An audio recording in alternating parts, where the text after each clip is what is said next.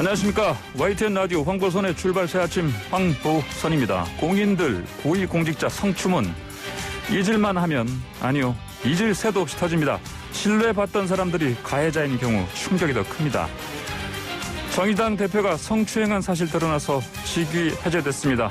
배복주 정의당 부대표는 어제 울먹이면서 이 소식 알렸습니다. 조금 있다가 배복주 부대표의 얘기 직접 듣겠습니다. 박범계 법무부 장관 후보자에 대한 인사청문회가 어젯밤 자정 직전에 끝났는데 보고서는 채택되지 못했습니다. 청문회에 참석한 국민의힘 전주혜 의원과 잠시 뒤 인터뷰합니다. 법무차관의 택시기사 폭행 수사 무마 의혹 등 정치권 여러 이슈 있습니다. 장경태 민주당 의원, 허은하 국민의힘 의원과 토론 벌여보겠습니다. 지난해 4분기 GDP 성장률이 잠시 뒤 오전 8시에 발표되죠. 코로나 3차 확산이 준 충격이 어느 정도일지 가늠해보도록 하겠습니다. 2021년 1월 26일 화요일 YTN 라디오 황보선 출발새 아침 시작합니다. 네, 여야가 박범계 법무부 장관 후보자 인사청문회에서 어제 날선 공방을 벌였죠. 청문 보고서는 채택되지 못했습니다. 증인과 참고인 채택부터 시작된 신경전. 청문회 종료 직전 김학의 사건 여야 충돌까지 번졌는데 직접 이야기 들어보겠습니다. 법사위원이시죠. 전주회 국민의힘 의원 전화로 연결되어 있습니다. 전 의원님 안녕하십니까? 예, 안녕하십니까. 반갑습니다. 반갑습니다. 어제 결국 이제 자정 직전까지 갔는데 이제 여야 채택 보고서 때 못했고요. 네네. 쟁점이 많았었는데 어제 하루 종일 그 자리에 계셨는데 박 후보자의 자질 어떻게 종합적으로 평가하십니까? 종합적으로 말씀드리면 합격점을 주기는 어렵죠. 예. 까도 비리 의혹이 나와서 양파 같다 이런 말이 나올 정도로 한 10개가 훌쩍 넘는 이런 비리 의혹에 대해서 시원한 해명은 없고 변명만 있었고요. 그리고 또한 그 성실한 자료 제출이 좀 부족했고 여러 가지 좀 논란이 되는 문제에 대해서는 좀 선택적 답변을 했다는 부분이 굉장히 아쉬웠습니다. 그리고 이제 무엇보다 역량 관련해서는 검찰의 중립성과 독립성을 지켜낼 소신 이런 것이 가장 중요한 것 아니겠습니까? 그 부분에 있어서도 지금 있는 그 추미애 그 법무부 장관과 다른 이런 차별점이 있다 이런 점을 좀 발견하지 못했습니다. 그래서 종합적으로는 합격점을 주기 어렵다 이렇게 말씀드릴 수 있겠습니다. 국민의힘 자체 청문회까지 열지 않았습니까? 준비를 단단히 하셨는데 이제 증인 채택이 무산된 부분 때문에 더 특히 준비를 많이 하셨을 것 같은데 어땠습니까? 그 전날이었죠? 그저께였죠? 자체 청문회에서 그 청문회는 김소연 전 대전시 의원 그리고 고시생 단체 대표 이중배 대표 나왔었고요. 거기서 좀 의미심장한 증언 좀 나왔었습니까? 나왔었죠. 그래서 저희가 이런 분들이 이제 증인 채택이 안 된 것이 굉장히 아쉬웠다는 것이죠. 만약에 이제 어제 그 청문회 현장에서 김소연 전 대전시의원 그리고 이종배 대표 이런 분들이 나와서 또한 여당도 질의하고 야당도 질의하고 그렇게 했다면 실체적 진실에 좀 더 부합한 이런 청문회가 됐을 텐데요. 일요일에 저희 국민의힘만 참석한 가운데서 이제 이러한 청문회 사전 청문회가 좀 열리다 보니까 이제 그런 부분에 있어서 좀 진실 공방을 명백하게 이제 국민들에게 보여주지 못한 점은 굉장히 아쉬웠던 부분입니다. 아까 말씀하신 10개 까도 끝이 없는 양파 같은 의혹들 말씀하셨는데 일단 가장 많이 들은 부분이 재산 신고 누락 의혹 아니겠습니까? 네네. 이제 해명이 있긴 있습니다. 그렇죠? 이제 국회의원 시절에 보좌진 착오다 이런 해명들이 있는데 어떻게 보십니까? 우선 이제 자료 제청 이제 관련해서 그러니까 일본의 이제 보좌진 착오라고 해가지고 본인이 인정한 부분도 있습니다. 그런데 예를 들어서 대전 유성에 있는 그 아파트가 있어요. 그거는 이제 2012년 후보 등록 시에 선관위 신고를 누락했는지 그게 쟁점이었는데요. 박범계 후보자가 이 부분에 대한 이제 자료 제출을 결국은 협조를 안 했죠.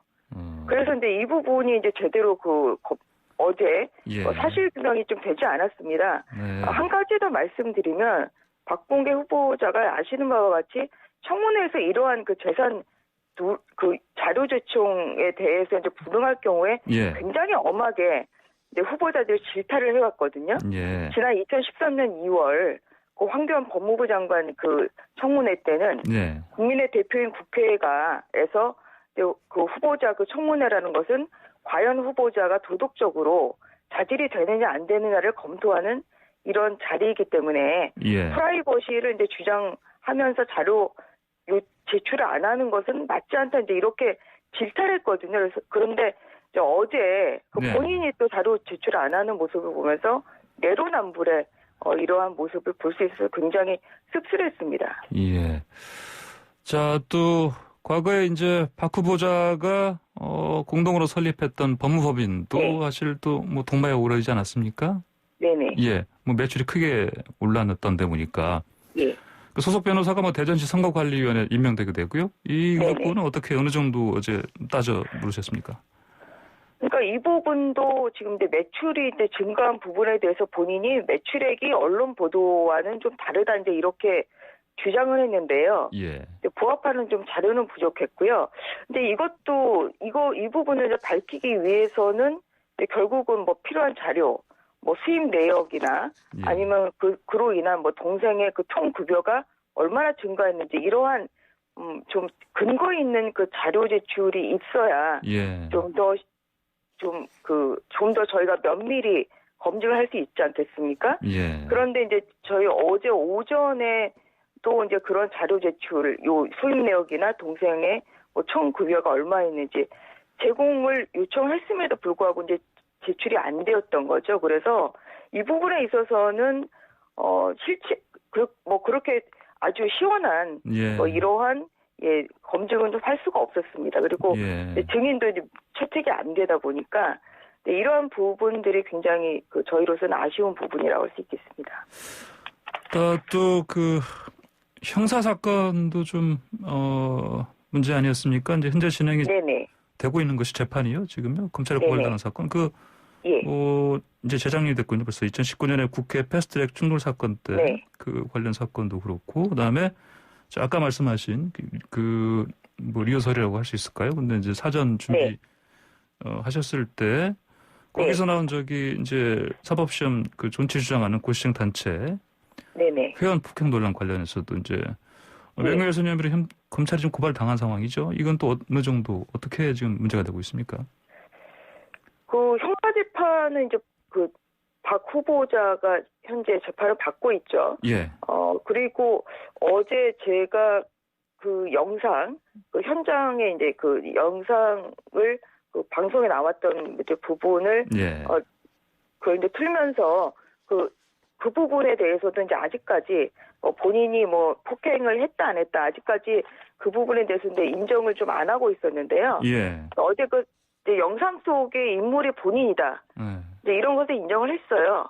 네. 다만 이제 그 폭행을 당한 그 피해자, 그 보좌진에 대한 뭐 사과 요청에 대해서는 이제 그것은 뭐 진행 중인 사항이라 아직까지는 좀 뭐 부적절하다 이렇게 해서 뭐 사과는 하지 않았습니다만 예.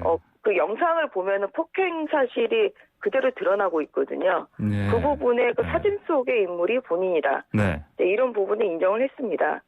그리고 이제 검찰 이제 고발당한 그 사건은 저희가 일요일에 이제 했던 이 고시생 단체 그 학생들에 대한 그 폭행 부분인데요. 예. 근데 이 부분에 대해서는 본인은 물론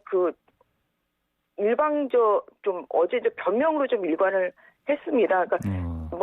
그러니까 폭행 부분에 대한 이제 여러 가지 일요일에 나왔던 얘기 중에 이제 하나는 예. 본인들은 사실존치법 통과를 위해서 오히려 이제 부탁을 하려고 이제 갔고 박 후보자를 보자마자 무릎을 꿇었다. 그래서 본인들이 그렇게 뭐 협박을 하거나 이제 그런 상황은 아니고 오히려 읍소를 하기 위해서 이제 찾아갔고 무릎을 꿇고 있었다. 그런데 예. 박 후보자가 본인들을 보자마자 폭언을 하고 주민등록증을 내놓으라고 하고 사진을 찍고 또 일어나서 가버리려는 이러한 그 준비생의 가방을 낚아챘다. 그리고 박 후보자가 지금 제기하고 있는 주소를 어떻게 입수한 것이냐 이 부분에 대해서는 151에 그 구글을 통한 구글 있지 않습니까? 이제 구글을 통한 이러한 시연을 통해서 구글을 이렇게 들어가서 보니까 이러한 국회의원의 주소지를 알 수가 있더라고요. 네, 아주 그래서 정당하게 알아냈다는 이제 이러한 것을 151 그 사전 청문회에서 시연을 했었습니다. 네, 그래서 이제 이런 부분을 좀 집중적으로 물어봤는데요.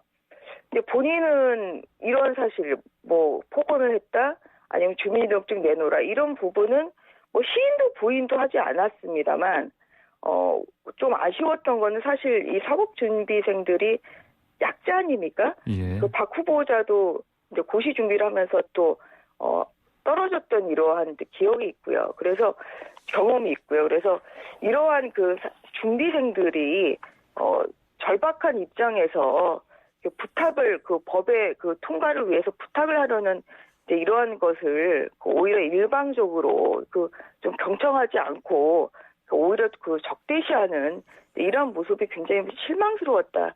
이렇게 말씀드릴 수 있겠습니다. 예, 어제 청문회장에서 이제 여당 의원들은 이제 박 후보자가 검찰과 안정적인 관계를 바탕으로 검찰 개혁 이끌 책임자다 이렇게 평가했던데 수긍 가는 부분이 좀 있습니까?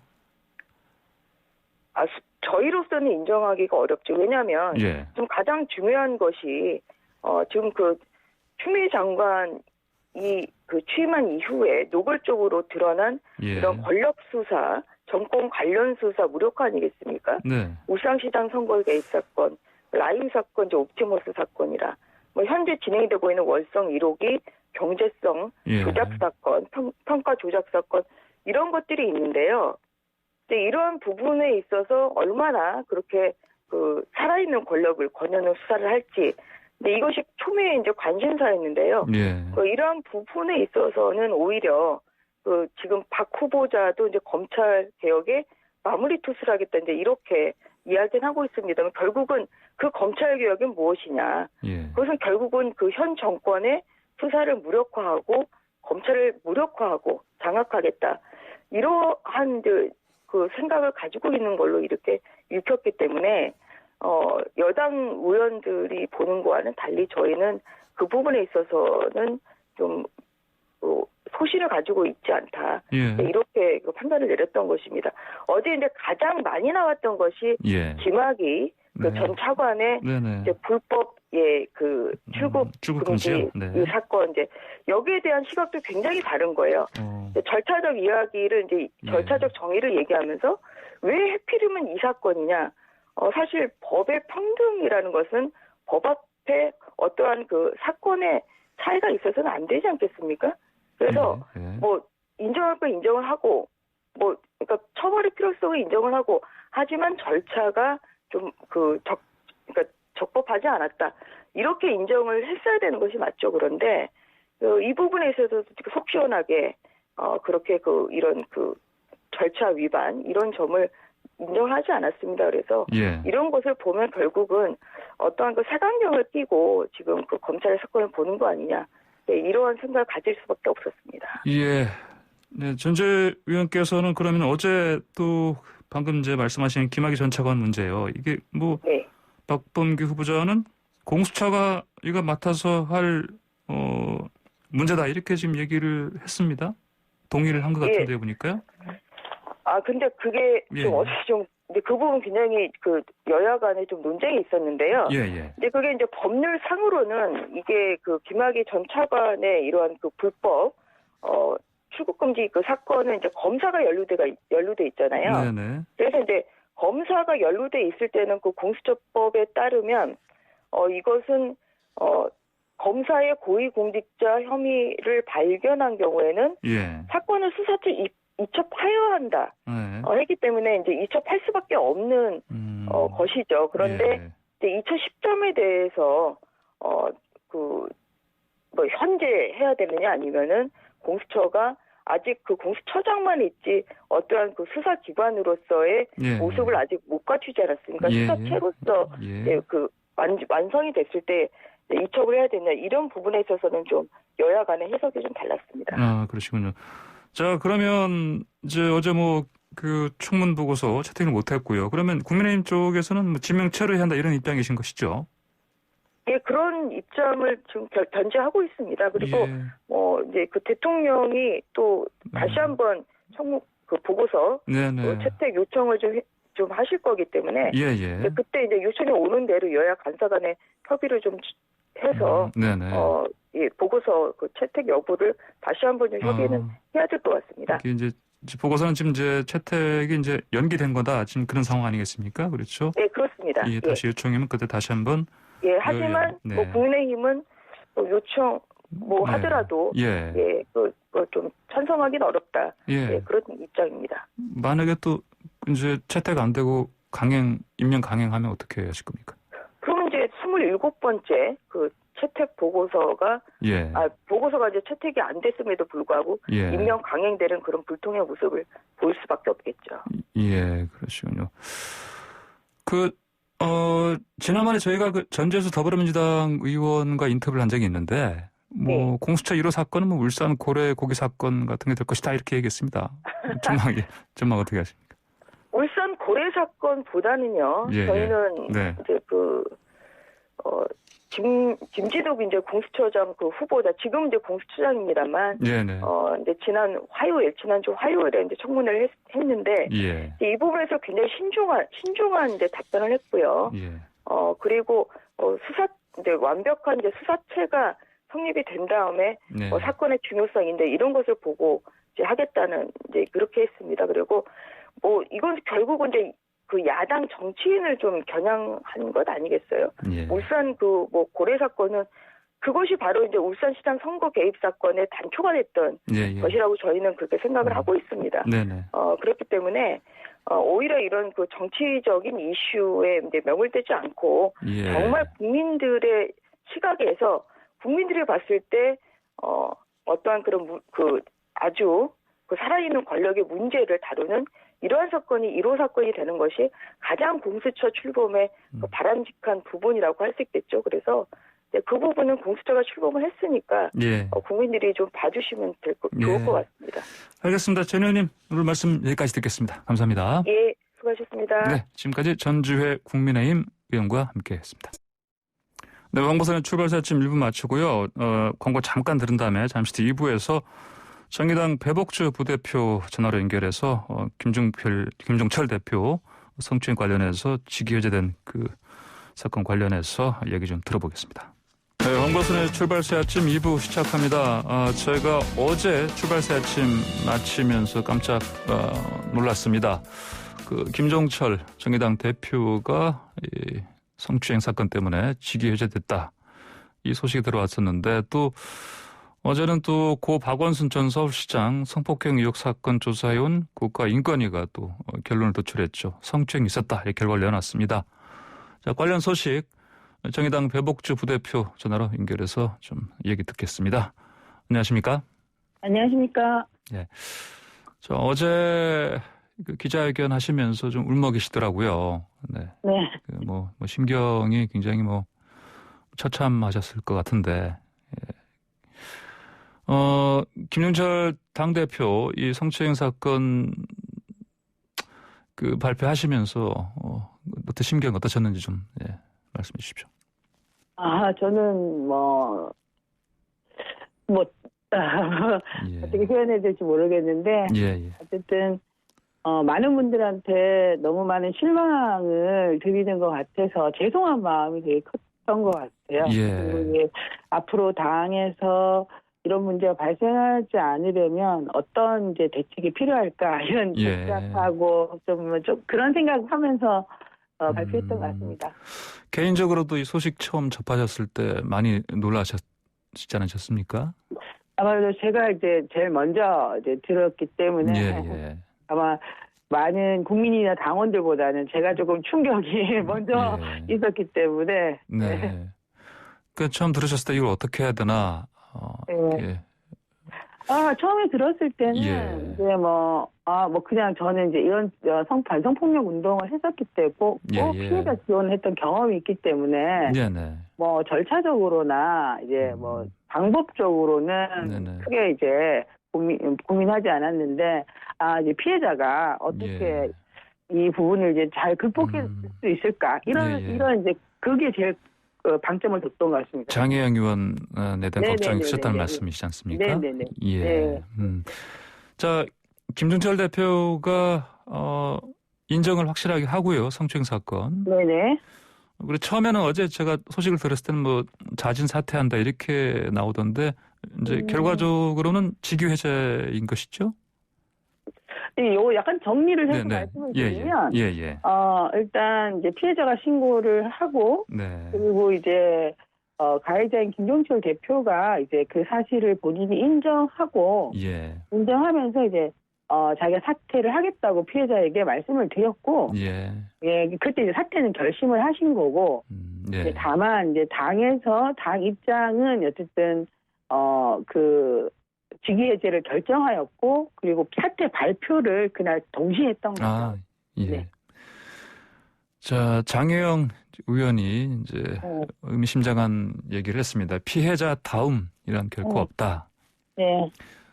어떤 의미로 저희가 받아들여야 됩니까?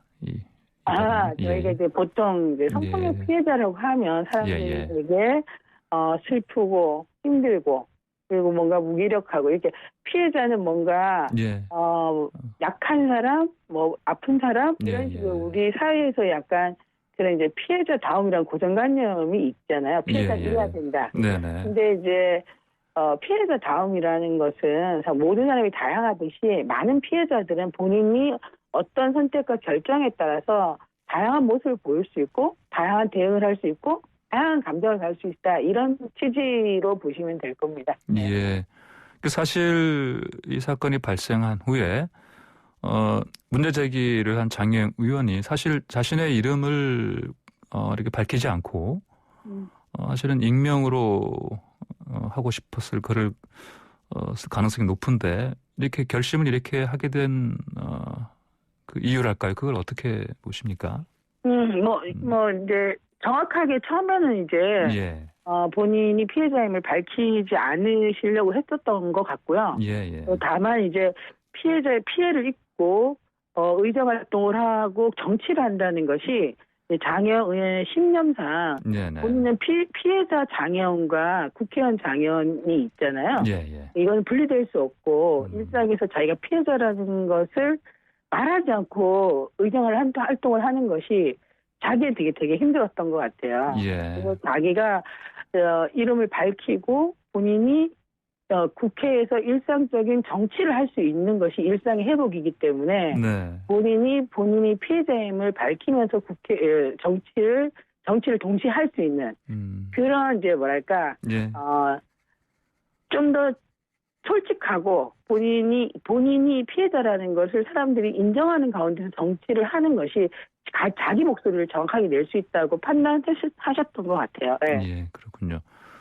김종철 이제 전 대표라고 불러야겠죠. 그동안 사실 젠더 문제 관련해서는 확고한 강경한 입장을 냈던 분이라서 충격이 사실 더 큽니다. 이제 김 전 대표와 이제 이 사건 경위 이제 조사하시면서 알아보시면서 뭐 느끼신 점이 있다면 어떤 게 있을까요? 김종철 대표는 본인이 잘못한 걸 명확하게 알고 있었고, 그리고 평소에 이제 자기 젠더 문제에 대해서 어떤 이제 강경한 입장을 가지고 계셨잖아요. 그게 따라서 자기 잘못을 자기 스스로 용서할 수 없었기 때문에, 그래서 이제 빠르게 본인 잘못을 인정하고, 그리고 이제 성실하게 사과하고, 그리고 자기가 책임질 수 있는 부분을 최대한 책임지는 려고 이제 저에게는 그런 모습을 계속 보였던 것 같습니다.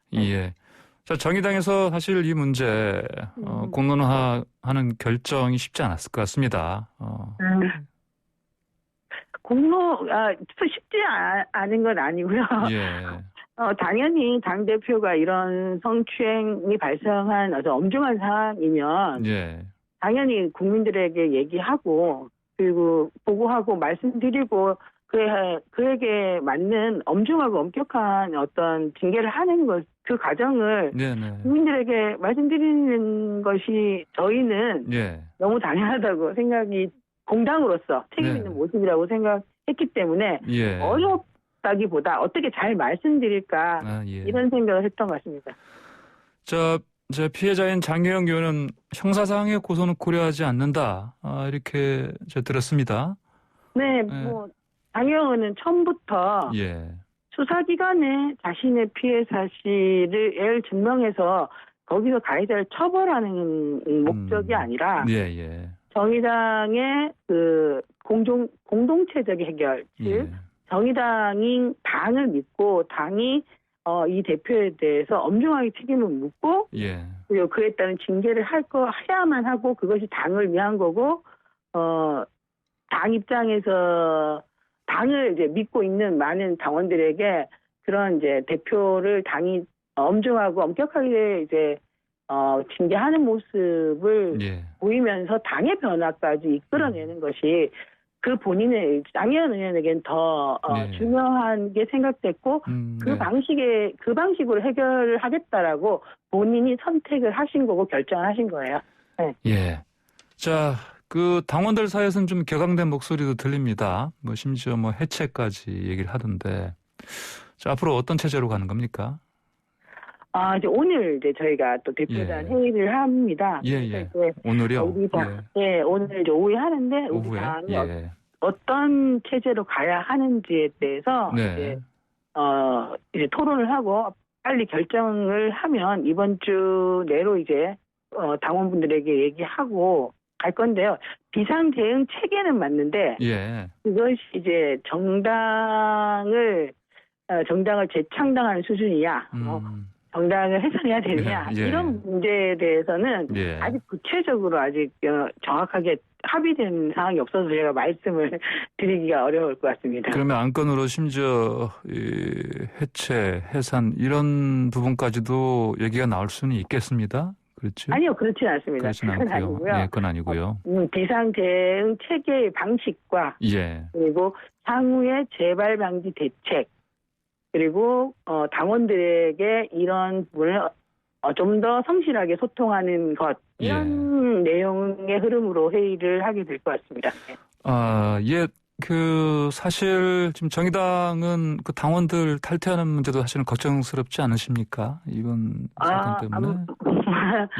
당연히 걱정을 했고요. 당연히 이제 저희는 당원 정당이기 때문에 당원들의 탈당은 우리 당의 이제 존립을 흔들게 하는 부분입니다. 하지만 이런 당의 대표의 이런 성비 사안에 대해서 오히려 감추거나 오히려 이걸 은폐하는 것이 오히려 당원들에게 더 큰 실망을 줄 거라고 생각이 들었고 이런 문제를 또 좀 더 정확하게 알려드리고 이걸 신속하고 신중하게 잘 처리하는 그리고 다른 정당에 비해서 진보 정당답게 직면하면서 풀어나가는 모습을 당원들에게 보여드리면 처음엔 충격이겠지만 그래도 정의당이 이런 원칙 속에서 풀어나가는구나 라는 신뢰를 또다시 회복하기를 기대하면서 정의당답게 신뢰 회복을 위해서 풀어나가시겠다 이런 말씀이십니다. 자, 배복지 부대표께서는 서울시 성평등위원회 위원으로도 활동하시고 또 국가인권위에서 활동하지 않으셨습니까? 사실 어제 또 고 박원순 전 시장 이게 성폭행 의혹 사건 관련해서 이제 인권위가 이제 결론을 냈습니다. 성추행이 있었다. 이 결과는 어떻게 받아들이십니까? 저는 피해자가 이제 대중들을 향해서 본인이 이제 말씀하신 내용이 있으시잖아요. 그리고 수사기관을 통해서 이 피해 사실을 입증받고 싶어 했고 자기 피해 사실을 이제 구제받고 싶어 했지만 그게 그 상황이 안 된 거에 대해서 안타까움이 일단 우선 있고요. 다만 피해자가 제출한 여러 증거와 진술과 이런 것들을 이제 국가인권위원회가 판단을 성추행이라고 판단했다라는 것은 저는 상당히 이제 환영할 만한 일이고 그리고 피해자에게 조금 이제 그것이 위로가 됐으면 좋겠다 이런 생각을 했습니다. 예, 알겠습니다. 오늘 말씀 여기까지 듣겠습니다. 잘 들었습니다. 네, 감사합니다. 네, 지금까지 정의당의 배복주 부대표였습니다. 네, 황보선의 출발새 아침 2부 마치고 잠시 3부에서는 김혜정 한국 성폭력 상담소장과 박원순 전 시장 성추행 사건에 대해서 인권위 결정 나온 거 좀 더 알아보고요. 장경태, 허은하 의원과 함께 초선 열전도 이어가겠습니다. 잠시 8시 전까지 돌아가겠습니다.